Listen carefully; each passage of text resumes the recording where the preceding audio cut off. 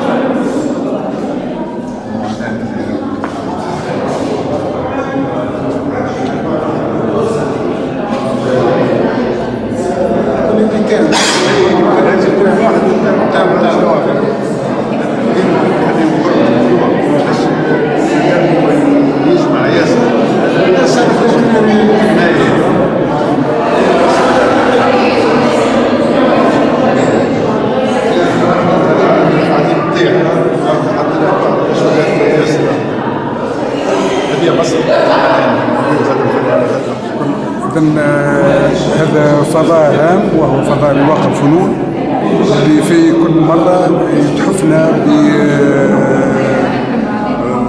بنشاط هام من بينها النشاط اللي نحضره اليوم وهو نشاط متنوع فيه كذلك تجسيد للتنوع الثقافي وفي نفس الوقت التقارب الثقافي لأنه عدة فنانين مشاركين فيه سواء من تونس أو من الجزائر أو من السعودية من العراق من ليبيا يعني.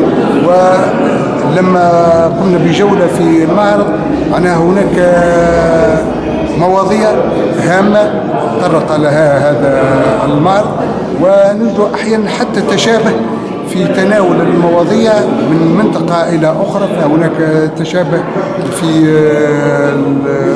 هذه الصور الفوتوغرافية كأنك أنا شاهدت مشاهد من المغرب أو من الجزائر وتكاد تكون هي معناها نفس المشاهد اللي موجودة في تونس، مما يدل على أن هناك هذا البعد الثقافي وفي الحضارة بتاعنا الحضارة العربية الإسلامية توجد فيها تقارب، توجد فيها مواضيع تتناول الواقع المعيشي كما في العراق كما في فلسطين.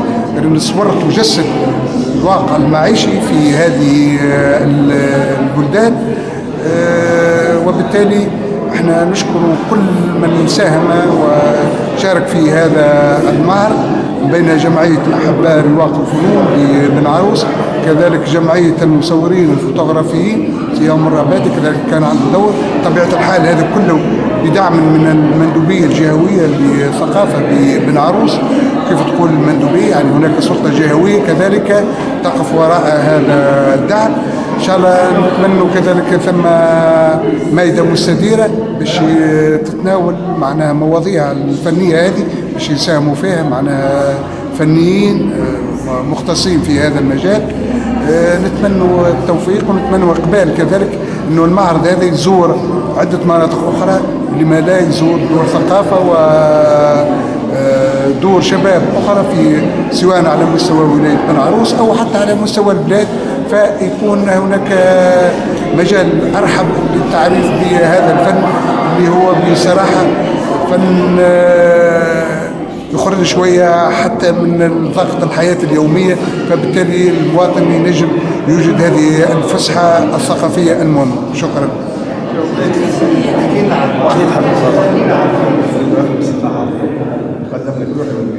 ايوه عندك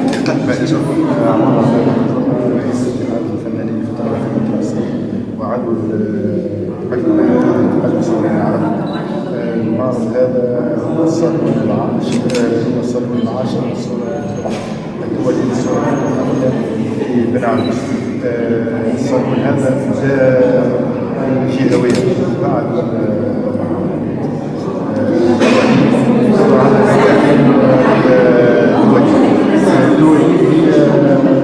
هي المعرض هذا في 18 بلاد، المغرب، الجزائر، البلدان العربية والبلدان الأوروبية، كندا كذلك، من صربيا، جورجيا. مدير لواء الفنون بن عروس ورئيس جمعية أحباء لواء الفنون بن عروس ورئيس اتحاد فنانين الكاريكاتير الأشرطة المرسومة بتونس. بالطبع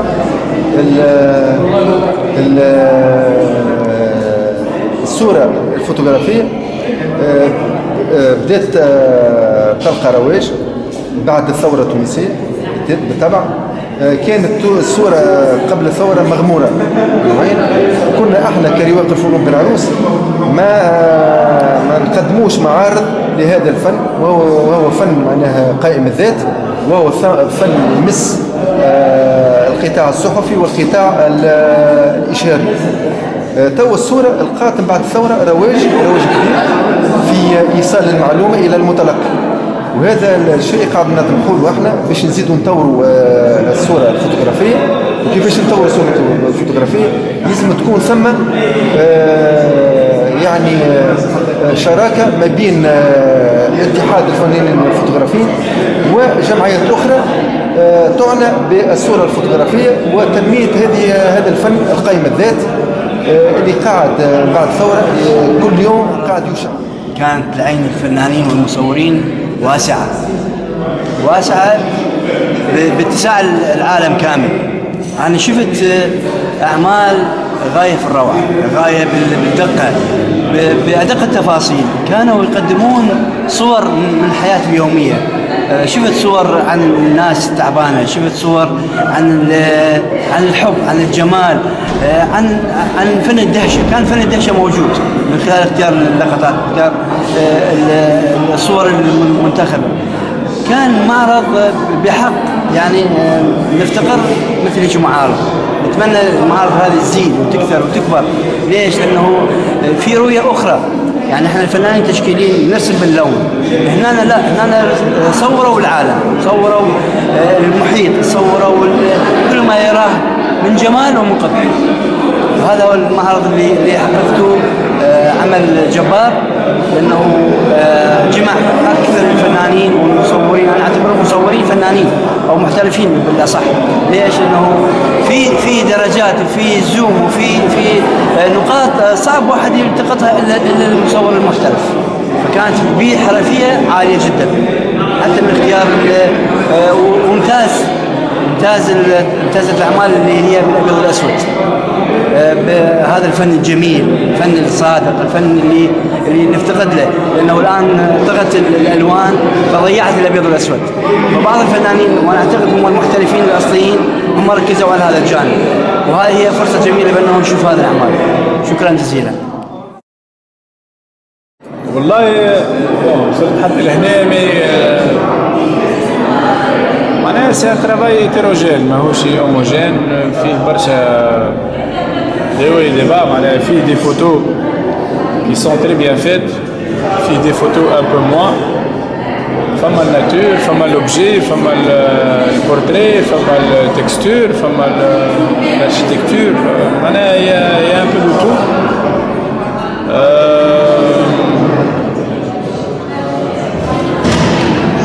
معناها فما دي فوتو ماذا بيا نلقى الفوتوغراف نتاعها معناها نحكي معاهم، خاطر فما دي كيستيونمون،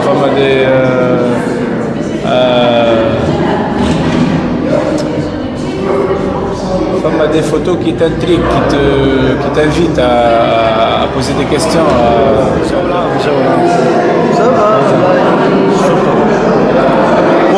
Point de vue techniquement. Ça va, فما اللي هي الفوتوغرافيا موجودة.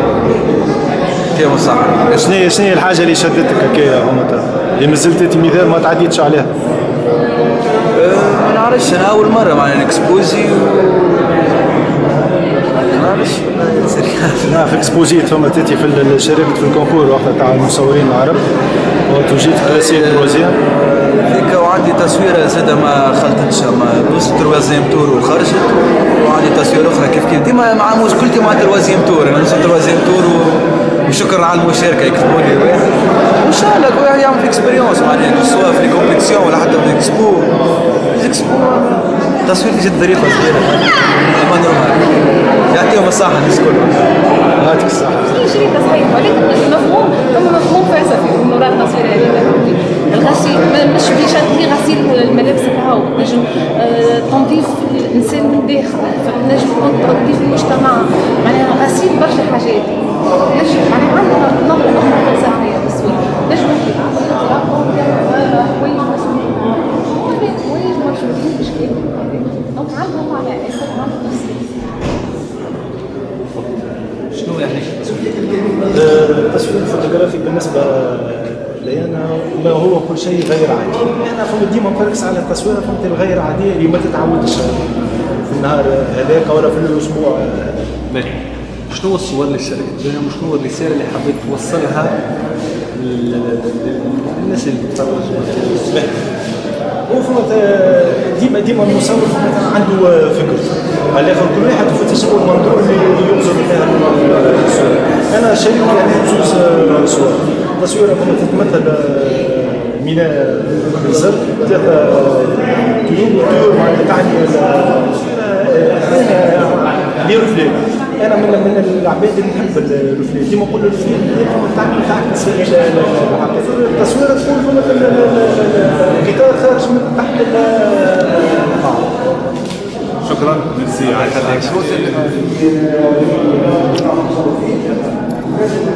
هاي كيفاش سمعنا ساعة نور الشريف مرحبا. كما تعملت